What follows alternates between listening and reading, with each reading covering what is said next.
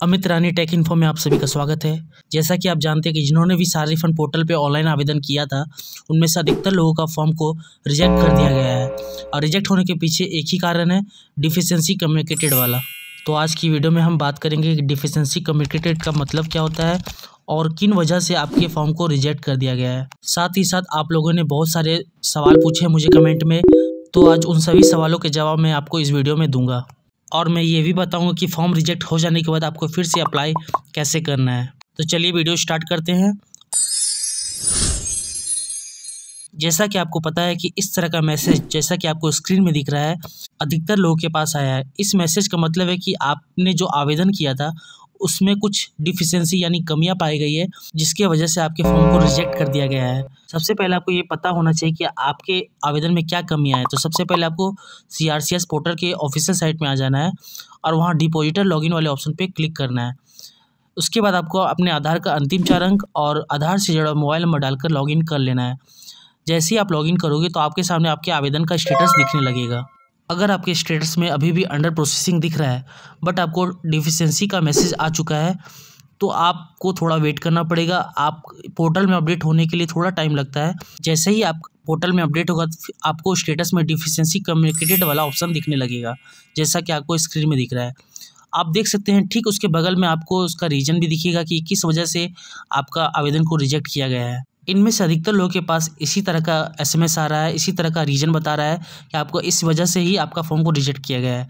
सबसे पहले ऊपर आप देख सकते हैं बोला जा रहा है कि खाता खोलने या सदस्यता फॉर्म की स्कैन की गई छवियाँ सोसाइटी के पास आसानी से उपलब्ध नहीं है।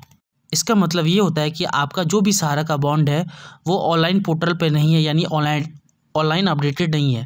इसके लिए आपको करना क्या है, आपको अपने सहारा एजेंट से बात करना पड़ेगा और उनको कहना पड़ेगा कि आपके बॉन्ड को वो ऑनलाइन अपडेटेड कर दे, ताकि इस तरह का मैसेज आपको फिर से दोबारा नहीं मिले जब आप दोबारा आवेदन करें।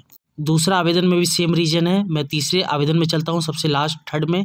इसमें बोला जा रहा है कि दावेदार यानी जमाकर्ता का विवरण सहारा सोसाइटी डाटाबेस में नहीं है या सोसाइटी का सदस्य नहीं है।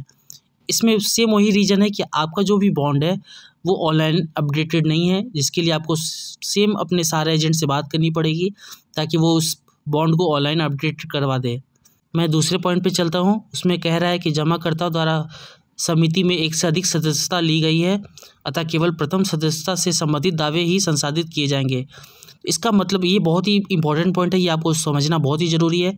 इसमें कह रहा है कि मान लीजिए कि आपके पास एक बॉन्ड था जिसका मैच्योरिटी हो गया था, ठीक है, 10,000 का बॉन्ड था, वो मैच्योर हो गया था, लेकिन वो पैसा आपको दिया नहीं गया और उसी पैसे को फिर से एक नए बॉन्ड में कन्वर्ट कर दिया गया, ठीक है। तो आपके पास 2 बॉन्ड हो गए, तो आपको दूसरे वाले बॉन्ड को लेकर आवेदन नहीं करना है, आपको पहले वाले ही बॉन्ड को लेकर आवेदन करना है। अगर आपने दूसरे वाले बॉन्ड को लेकर आवेदन किया है तो आपका फॉर्म तो इस बार रिजेक्ट कर दिया गया है। जब आप फिर से रीअप्लाई करोगे तो आपको पहले वाले बॉन्ड को लेकर ही अप्लाई करना है। अब मैं आपको बताता हूँ कि आपको फिर से अप्लाई करना कैसे है। जैसे ही आपको डिफिशियंसी का मैसेज आता है उसके 30 दिन तक आप दोबारा अप्लाई नहीं कर सकते हैं। 30 दिन के बाद ही आप फिर से अप्लाई कर सकते हैं। ये मैं नहीं कह रहा हूँ, CRCS का पोर्टल कह रहा है। जैसा कि आपको स्क्रीन में दिख रहा है, यहाँ कहा गया है कि आप जब आपका फॉर्म रिजेक्ट होता है तो 30 दिन के बाद ही आप फिर से रीअप्लाई कर सकते हैं। अब मैं कुछ लोगों के सवाल है जो मैं उसका जवाब देना चाहता हूँ।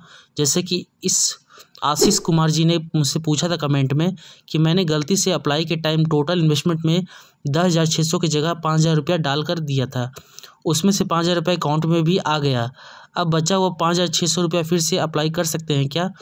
तो आशीष जी, मैं आपको बताना चाहूँगा कि एक बार आप जब आपने आवेदन कर दिया है तो आप फिर से दोबारा आवेदन नहीं कर सकते हैं। आपको अमाउंट बहुत केयरफुली भरना था। अब आपका 5,600 जो रुपया बचा हुआ है वो शायद मेरे ख्याल से अब आपके अकाउंट में नहीं आएगा। अगर आपका फॉर्म रिजेक्ट होता तो फिर आप फिर से रीअप्लाई कर सकते थे और आप वहाँ 10,600 रुपये डाल सकते थे। अगले कमेंट में हैदर करीम जी ने कहा है कि अभी मैच्योरिटी नहीं हुआ और मैंने आवेदन कर दिया, अब डिफिशियंसी कम्युनिकेटेड दिख रहा है, अब क्या करना होगा? तो हैदर जी, मैं आपको बताना चाहूँगा कि अभी आपका बॉन्ड मैच्योर नहीं हुआ था, फिर भी आपने आवेदन कर दिया है, जिस वजह से आपका फॉर्म को रिजेक्ट कर दिया गया है।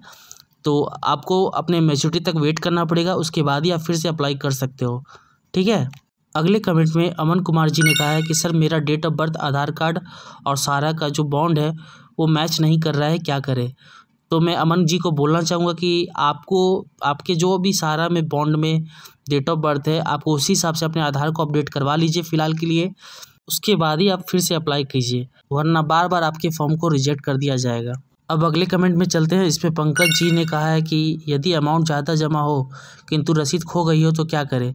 तो पंकज जी, मैं आपको बताना चाहूँगा कि अगर आपके पास वैलिड डॉक्यूमेंट नहीं होगा तो आपके आवेदन को बार बार रिजेक्ट कर दिया जाएगा। अगर आपका रसीद खो गया है तो आपको अपने सहारा एजेंट से बात करना पड़ेगा, हो सकता है वो डुप्लीकेट रसीद आपको प्रोवाइड करवा दे। अब अगले कमेंट में चलते हैं। इसमें नितिन कुमार जी ने कहा है कि मेरे आवेदन में डिफिशेंसी में लिखा है फ़ोटो सिग्नेचर गायब, लेकिन फॉर्म पर तो सिग्नेचर किया हुआ है। तो नितिन जी, मैं आपको बताना चाहूँगा कि हो सकता है कि आपने जो फॉर्म में सिग्नेचर किया हो वो बोल्ड तरीके से नहीं किया हो या दिख नहीं रहा होगा। तो आपको क्या करना है, एक बार फिर से रीअप्लाई कर देना चाहिए मेरे ख्याल से, और इस बार आपको एकदम क्लियर तरीके से या बोल्ड तरीके से आपका सिग्नेचर दिखना चाहिए फॉर्म में। और जो फ़ोटो का बैकग्राउंड हो वो याद रखिए कि वो लाइट होना चाहिए हमेशा, ताकि आपके फ़ोटो क्लीन दिखे। और भी ऐसे बहुत से लोगों के कमेंट है जिन्होंने मुझे भेजा है, मैं उन सभी का कमेंट तो इस वीडियो में नहीं बोल सकता हूँ, बट नेक्स्ट वीडियो में मैं उन सभी का कमेंट का सवाल का जवाब मैं ज़रूर दूंगा। अगर आपके मन में कुछ भी डाउट हो तो प्लीज़ मुझे कमेंट करें, मैं हर किसी को रिप्लाई करता हूँ। आवेदन से जुड़े कोई भी प्रॉब्लम हो तो प्लीज़ मुझे कमेंट करें। वीडियो अच्छी लगी हो तो प्लीज़ चैनल को लाइक एंड सब्सक्राइब करना बिल्कुल ना भूलें। मैं इस तरह का वीडियो हमेशा लाते रहता हूँ। मेरा मकसद है आप लोगों के हेल्प करना और अधिक से अधिक लोगों का सहारा का पैसा मिल जाए, मैं यही प्रार्थना करता रहता हूँ।